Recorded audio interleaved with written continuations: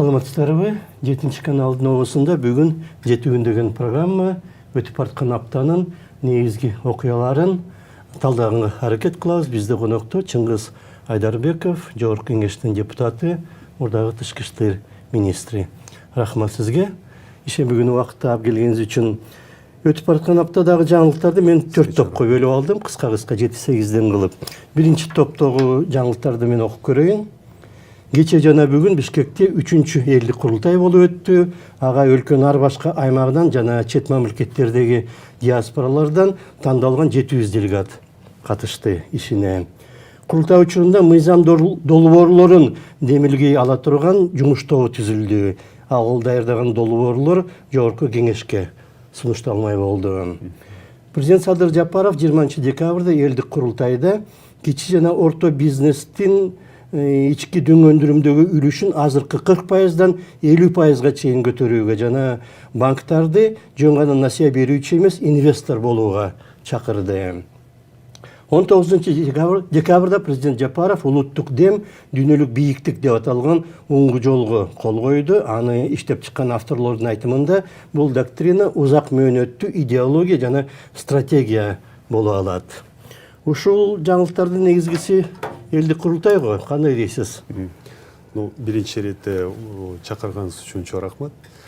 Чындыгында ушул аптада болгон окуялар аябай көп. Алардын арасында бул курултайдын жыйыны. Ушул жолу бул 3-чү курултайдын чоң жыйыны. Бүт региондордун делегаттары келишти, мен өзүм катыштым. Атайын барып элдин мүдүсүн сөз түрдө бийликте турган инсандар жана атка минерлер сөз түрдө аткарышы керек. Жогорку Кеңештин депутат катары, элдин өкүлү катары ушул региондордогу болгон көйгөйлөрдү угуп, өзүмүн жеке күн тартибинин алкагында мен бул маселелерди жаздым. Анан кийин курултай ушул жолу жаңы кабыл алынган конституциялык мыйзам негизинде алып барылды.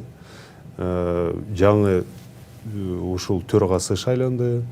Абдылдаев Мыктыбек Юсупович бүт иш-чара өткөрдү. Бул жагынан ал киши боюнча кесипкөй дастан адис десем болот.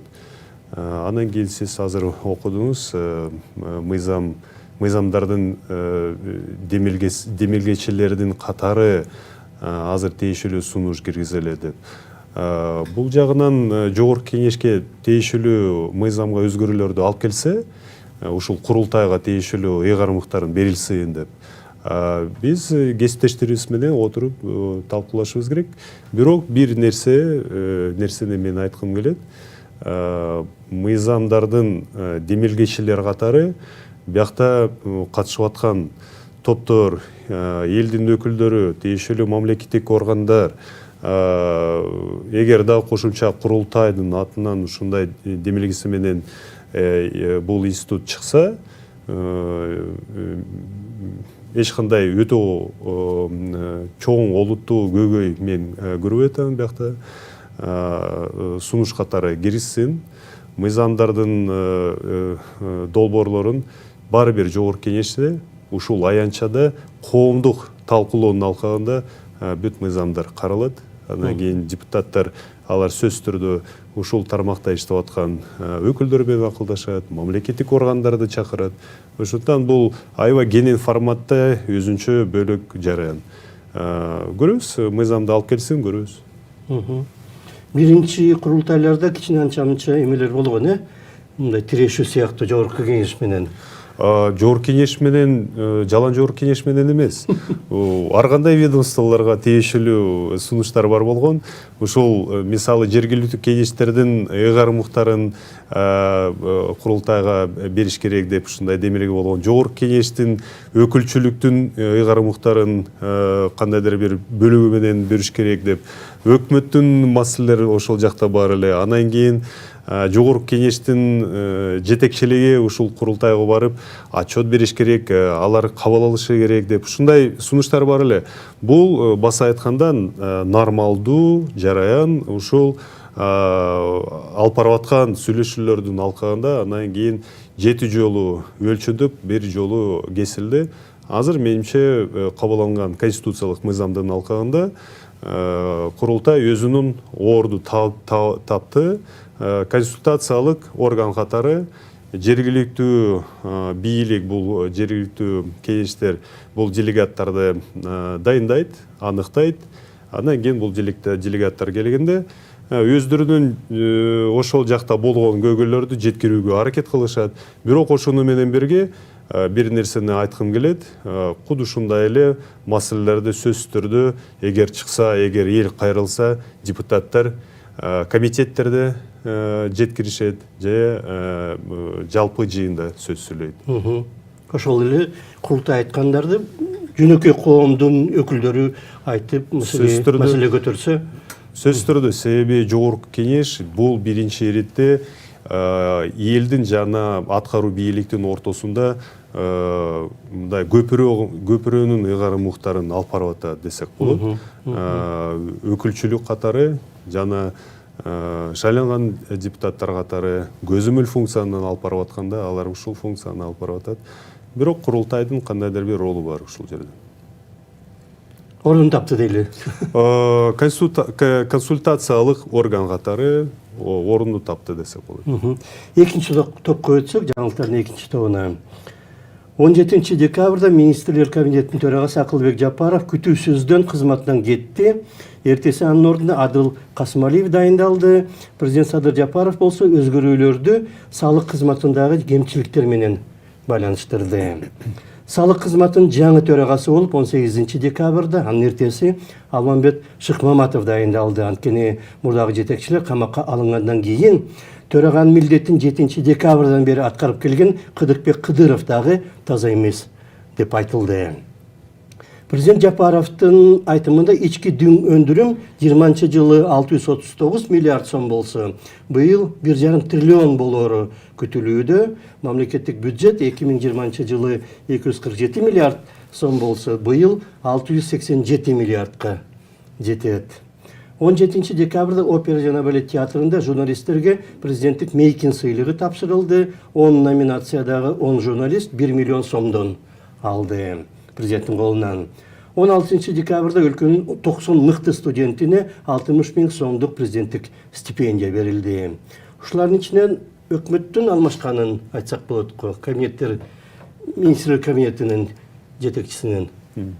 Министрлер кабинетинин төрагасы, анын ордуна жаңы жетекчиси келди. Кече күнү жогорку кеңешке ушул талапкерлиги көрсөтүп, аябай кең форматта талкуулоо болду. Адылбек Алишевич менен депутаттар ар кандай маселелерди талкуулап, аягында добуш берилди. Бардыгын тең бул талапкерлиги Адилет Алишевичти колдоп бердик, колдону көрсөттүк. Ишенич бар. Анан кийин Акылбек Сөмбековичтин кеткенин себептери кече күнү ант берип атканда министрлер кабинетинин мүчөлөрү ант берип атканда президент катышты. Анан кийин сөз айтты. Анын сөзүндө так даана кайсы себептерден Акылбек Сөмбекович кетти деп түшүнүктүү болду. Ушул сиз айткан фискалдык саясатка байланыштуу салык кызматынын жогорку деңгээлде иштеп аткан кызматкерлеринин кетип аткан себебине байланыштуу ушул камалган кишилерге байланыштуу ушундай болуп калды. Бул менимче ушул мамлекеттик деңгээлде жетекчиликтин деңгээлде кабыл алынган чечим. Буюрса келечекте биз аягына чейин жыйынтыктарды көрөбүз деп мен ишенем. Тийишелүү азыр тергөө жүргүзүлүүдө, укук коргоо органдары иштешет, анан кийин сот системасына барышат. Ушул өкүмдөр чыгышы керек, презумпция невиновности бар, ушуну сөзсүз түрдө эске алышыбыз керек. Соттун өкүмү күчүнө кирсе, анан кийин ошого жараша соңку баа берсе болот. Учурда ушул себептерден кетти деп маалымат болду. Фискалдык саясат сөзсүз түрдө бизде алакаңа салгандай болуш керек. Себеби бул бюджетке эң маанилүү кире турган каражаттар. Салык кызматынан жана бажы кызматынан эң көп каражаттар ушул жагынан бюджетке түгөт. Адыл Касымалиев да ушул тармакты көзөмөлдөгөн адам болчу да, вице-премьер катары. Туурабы? Ошон үчүн анын дагы жоопкерчилиги болушу мүмкүн да, же дагы башка нерселер чыгып кетиши мүмкүн. Чындап эле, бул маселе кече күнү мен жалпы жыйында ар бир берилген суроону аябай кылдат уктум. Кесиптештеримдин арасында кээ бирлер ушундай суроону беришти. Сиз өзүңүз кандай дейсиз? Адылбек Алишевич өз иретинде жооп берди. Ошондон менимче бул берилген маалыматы, позициясы жана анын өзүнүн көз карашы баарыбызга түшүнүктүү болду. Ушул негизинде анан кийин шексиз, талашсыз добуш берилди. Консенсус менен жаңы министрлер кабинетинин төрагасы шайланды. Үчүнчү топко өтсөк, жаңылыктардын үчүнчү тобуна, аларга мен төмөнкүлөрдү жазып алдым. 19 декабрда Илимдер Академиясынын жаңыланган имараты кайра ачылды. Салтанатка президент Садыр Жапаров да катышты. 64 жылдан бери имараты оңдолбогон академиянын ремонт иштерине мамлекет 500 миллион сом бөлүптүр. Эми айлыктардагы, кызматкерлердин айлыктардагы 1-январдан тартып көтөрүлөт деп айтылып атат. Президент Жапаров Илимдер Академиясына келгенде окумуштуулардын абалына учурунда жетиштүү көңүл бурбаганы үчүн бийлик күнөөлүү. Бирок илимпоздордун илимий иштери дагы көңүл жылтарлык эмес деп билдирди.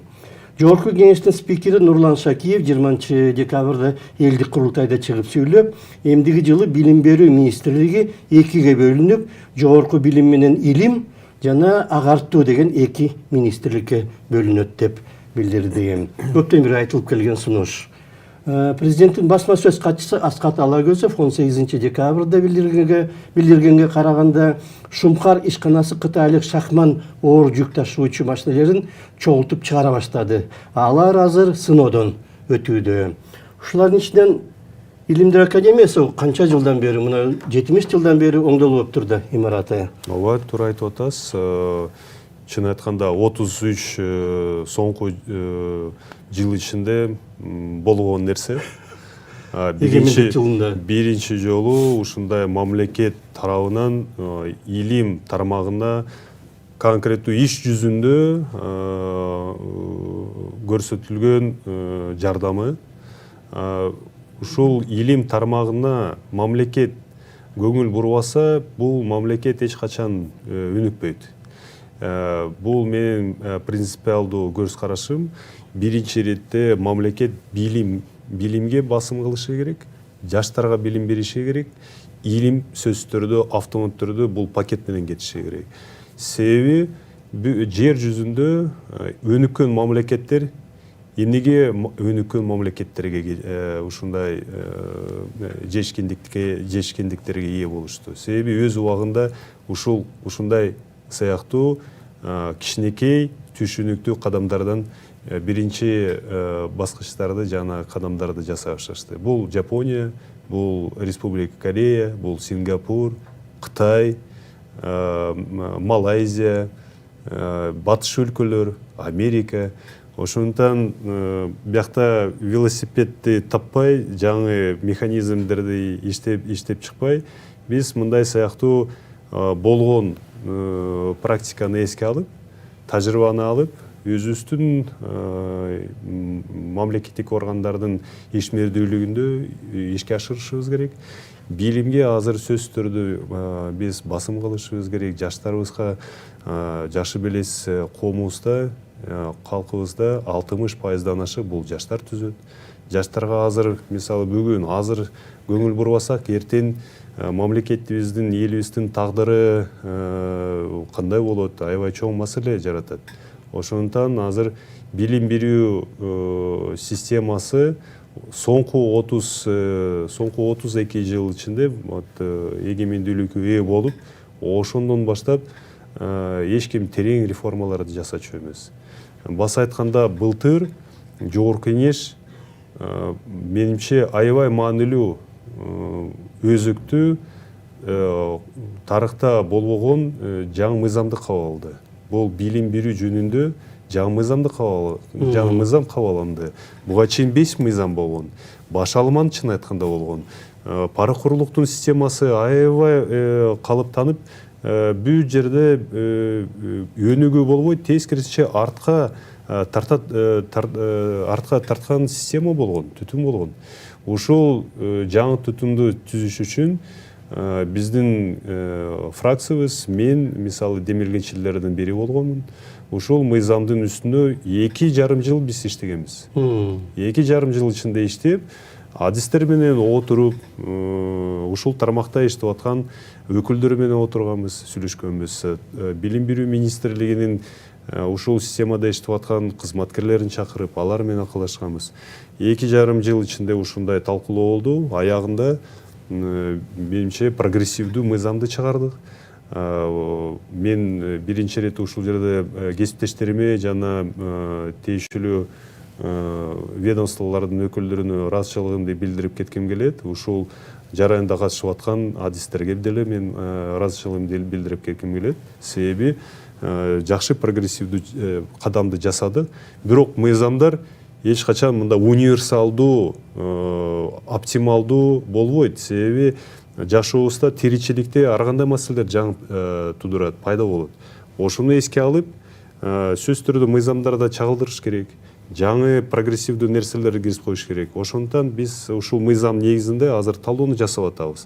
Кайсы жерде бизде чоң артыкчылыктарыбыз бар, кайсы жерде кемчиликтер пайда болду. Ошол өзгөчө кемчиликтердин үстүнөн азыр талдоону жасап атабыз. Кийинки жылдан баштап буюрса кесиптештери менен дагы өзгөрүүлөрдү киргизейин деп атабыз. Плюс билим берүү жөнүндө мыйзамына кошумча илим жөнүндө мыйзамдын үстүнөн биз иштей баштайбыз. Мен жеке түрүмдө бул жагынан өзгөчө көңүл буруп атам. Илим жагынан сөзсүз түрдө жаңыча биз аянтчаны түзүшүбүз керек. Бизде чын айтканда ушул Болонский процесс, Болонский протокол постсоветтик аймагында мамлекеттер кабыл алышты. Бүгүнкү күнү кандайдыр бир баш аламан бир аз пайда болду. PhD бар, кандидатский бар, докторский бар, анан кийин бакалавриат. Бакалавриат бул батыш өлкөлөрдө калыптанган система. Алардын талабына жараша ылайыктап тийиштүү билим берилип атат. Бизде талабыбыз бир аз башкача учурда. Реалдуу нерселер азыр башкача чыгып атат. Ошону эске алып, биз жогорку окуу жайлары менен чогуу отуруп акылдашыбыз керек. Биякта сөзсүз түрдө окумуштууларды, эксперт катары чакырып, алар менен акылдашпасак болбойт. Алар биринчи иретте алардын үнү биз угушубуз керек. Ошондуктан өкмөт, министрлер кабинети, президент өзү барып келди. Бул аябай жакшы нерсе. Бул чоң сигнал, бул чоң белги. Демек, жакын арада бул тармакты биз жылдырабыз, алдыга жылдырабыз деп ушундай белги кетип атат.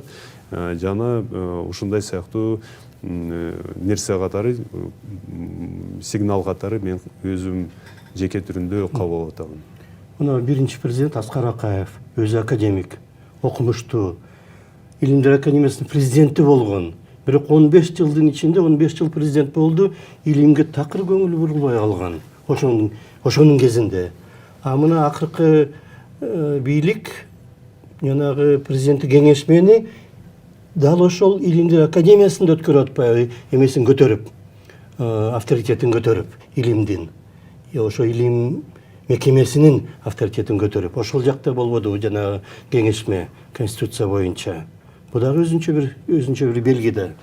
Бул чоң белги. Андан кийин эгер ушундай түшүнүк бар болсо, мисалы илим тармагына жаңы технологияларға Америка Кошмо Штаттарында бюджетінен 5% бөлінеді. Елестесеңіз, инновациялық нәрселерге 5% бөлініп беріледі.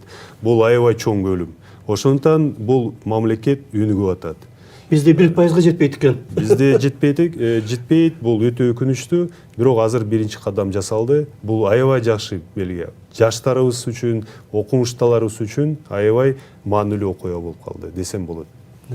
Эми мындан ары жанагы ким дагы айтып атпайбы, президент дагы албетте бийликте күнөөлүү, бирок илимпоздор дагы силер мындай көп эметпей атасыңар, жетиштүү иштебей атасыңар. Бул жагынан деле анын айтканы туура, себеби окумуштуулар ар кандай илимдеринин докторлору жана өкүлдөрү отуруп иш жүзүндө, тажрыйба жүзүндө кандай мамлекетибизге, коомубузга жана ишканаларга биз оң жагынан жардам берсек болот. Кандай изилдөөлөрдү жүргүзүп, жетишкендиктерибиз менен экономикабызга, социалдык маселелерге жардам берсек болот. Алар жаңыча көз карашты көрсөтүшү керек, алып келиши керек. Жаңыча технологияларды алып келиши керек. Бизде мисалы элибиз өтө, жаштарыбыз өзгөчө өтө шыктуу, өтө таланттуу. Аларга шарттар түзүш керек. Бул жагынан мамлекет шарттар түзөт.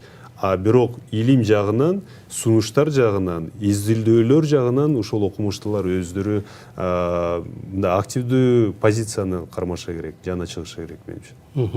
Рахмат. Эми жаңылыктардын 4-чү бөлүгүн окуп көрөйүн. Мен 4-чү бөлүккө бөлүнгөн жаңылыктарды. 2024 жыл менен аяктап баратат. Быйыл бүт Кыргызстан Кара Кыргыз автономиялуу облусунун түзүлгөнүнүн 100 жылдыгын белгиледи.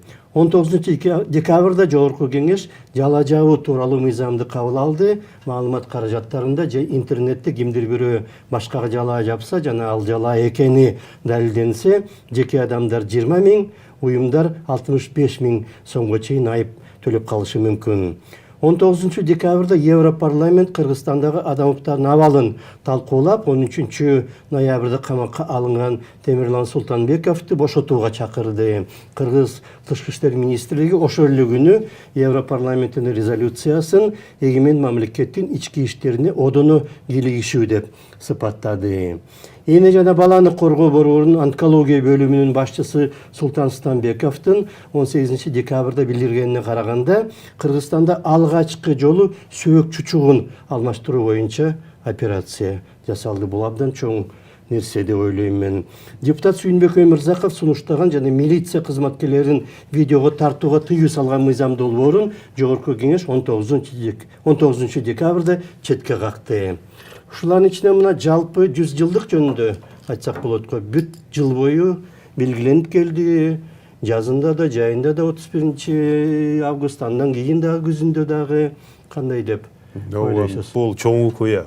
Чоң окуя, ушуну туура баарыбыз түшүнүшүбүз керек. Менимче эл аябай позитивдүү. Быйыл 24 июлда Кыргыз Республикасынын президенти Садыр Нуркожоевич Жапаров жарлыгы менен буга чейин заманбап кыргыз мамлекеттүүлүктүн түптөгөн аталар жөнүндө жарлыкты чыгарды.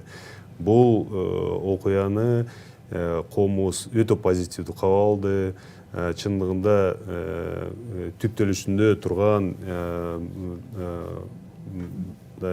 залкар, улуу чыган инсандарыбызга, ата-бабаларыбызга тиешелүү оң жагынан баа берилди. Чындап эле, эгер өз убагында Кара Кыргыз автономия облусу пайда болбосо, биздин тагдырыбыз башкача болмок, такыр башкача болмок. Себеби баарыбыз жакшы билебиз, канча кылымдардын бери кыргыз эли эч кандай мамлекеттүүлүгүнө ээ болбой, аракетти жасап, бирок ар кандай тоскоолдуктарга душар болуп, бут тоскон ар кандай мындай тараптар болгон. Ушул жагынан аракет бир нече жолу болгон. Бирок болбой, мына 1922 жылы Кыргыз тоолуу облусу түзүлдү деп ата-бабаларыбыз ушундай демилгеси менен чыгышты. Алардын арасында өздөрү демилге кылып, Москвадан күтпөй. ооба, анан кийин элдин мүддөсүн ишке ашырабыз деп ушундай демилге менен чыгып атат. Кыргыз Тоолу облусу түзөлүү. Бул 1922 жылы Абдыкерим Сыдыков, Иманалы Адарбеков, Ишеналы Арабаев үчөөнүн тең идеологдор катары мындай демилгеси менен чыгып атат. Бирок элдин арасында душмандар болгон, бул экинчи топ, саясий топ пайда болот. Худайкулов ал каршы чыгып атат. Бизге мамлекетибиз кереги жок. Кат жашыруун түрүндө Москвага жөнөтөт. Ушул жерде улутчулар пантүркизм, панисламизм принциптери негизинде өздөрүнүн мамлекетти түзгүсү келет. Манаптардын урпактары, байлардын урпактары болбойт экен деп жазып, эгер азыр токтобосоңуздар, алар башка мамлекеттер менен баш биригип кетишет деп ушундай сөз болду. Ошону окуп тапшырма келип түшөт. Съезддин, курултайдын чечими жокко чыгарышыңар керек деп тапшырма келип түштү 1922 жылы. Айла жок болгондуктан ушундай идеядан баш тартышты, ишке ашырбай.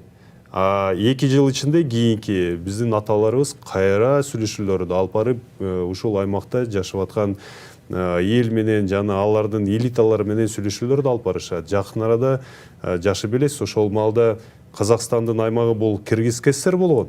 Кыргыз КСР жакын арада болбой Казакстан пайда болот деп. Эң байыркы эл ушул аймакта жашап аткан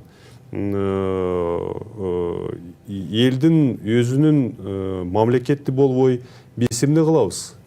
Кайсы мамлекетте жашайбыз деп. Анан кийин биздин аталарыбыз ушундай баш биригип жаңы демилгеси менен чыгып атат. Кара Кыргыз автономия облусу түзөлү. Жок дегенде РСФСРдин курамында. Казакстан эмес, дал ошо Россиянын курамында болгону пайдалуу болгон. Бул абдан даанышмандыктын көрсөткүчү. Себеби мына Каракалпакстан облусу бар. Анын макымы жакшы билебиз. Биздин аталарыбыз мындай биринчи кадамды баскычка жетип, Кара Кыргыз автономия облусу пайда болгондон кийин дароо эле кийинки кагаздар жазышат. Бизге автоном СССРдин республика катары уруксат берип койгула. Анан кийин ошого жетишет. Анан кийин СССРдин республика катары бизге макулдук берип койгула деп кайрылышат. Мына ушундай акылдуу биздин ата-бабаларыбыз болгон.